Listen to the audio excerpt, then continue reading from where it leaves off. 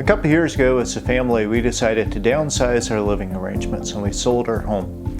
As we were looking for a smaller place, we came across one that, on paper, looked perfect for us. It was newly remodeled, it was the right size, it was in a decent neighborhood, and all the photos looked great, so we arranged a showing just as quickly as we could. From the street, again, it looked pretty good. We walked in the front door and sure enough, it still looked pretty good. Started walking through the living room, we were pretty excited, but we noticed that the floor wasn't perfect. It's an old house. Some flaws are to be expected. That's what we thought.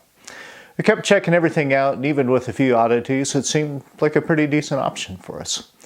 But that living room floor was concerning.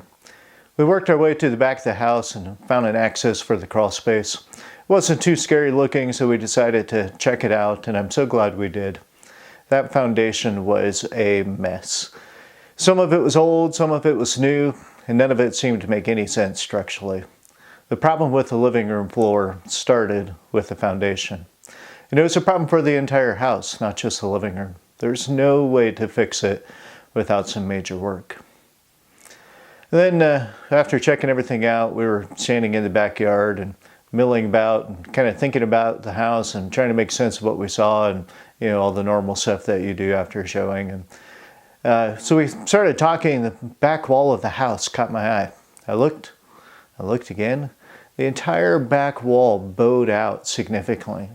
My memory is a little fuzzy now, but I don't think I'm exaggerating when I say that wall bowed out about a foot. For me, that was the last straw. There's no way I was going to purchase a house with two very significant structural issues. Even though everything else looked great, for me, the house had no value. There's a good chance it would all have to come down in short order. As we walked away, someone said, "Man, that was lipstick on a pig." That phrase made me crack up, still does. But there's not a better way to explain what we had just seen. Someone had done a great job of dressing up this house without ever dealing with the most critical structural components. Romans 12:2 speaks to this issue at a spiritual level. It says this: "Don't copy the behavior and customs of this world, but let God transform you into a new person by changing the way you think. Then you will learn to know God's will for you, which is good and pleasing and perfect." The word transform here is where we get the word in English for metamorphosis. It describes a change from within, a change from the inside out. There are two types of transformation mentioned in this verse.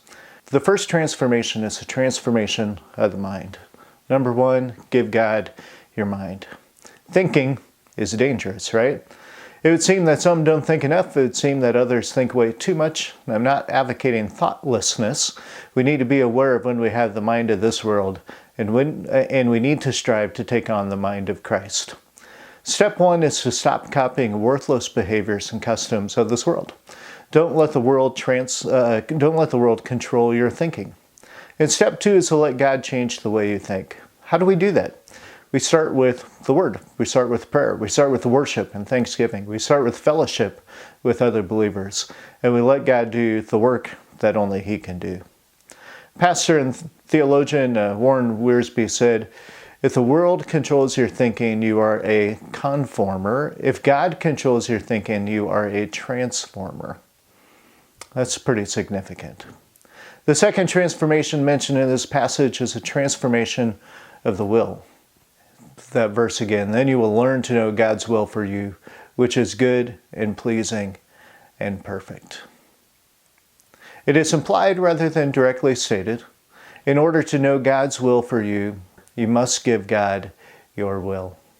Your willpower will fail you. I'm trying to get back into running. Okay, I'm half-heartedly trying to get back into running. I'm doing this more because I know it's good for me than because I really enjoy it. But regardless, some days I have the willpower and some days I don't. In comparison with soul issues, this strength thing is a minor thing. That should be really easy to do or not do. But my willpower is weak. And if your willpower is so weak about something physical, what are we to do about something spiritual?